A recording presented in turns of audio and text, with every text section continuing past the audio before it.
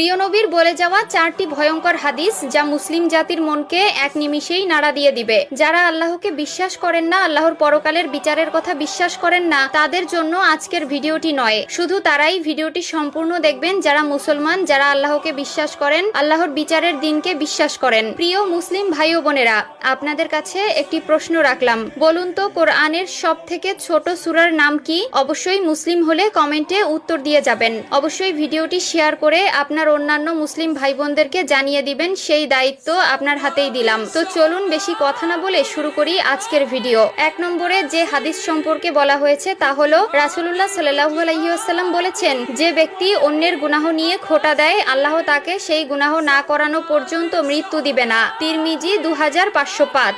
আল্লাহ বলেছেন, তোমরা তোমার পাপকে গোপন রাখো এবং গোপনে আমার কাছে তওবা করো, আমি গোপনেই তোমাদের পাপকে ক্ষমা করে দিব। সুবহানাল্লাহ। 2 নম্বরে প্রিয় নবী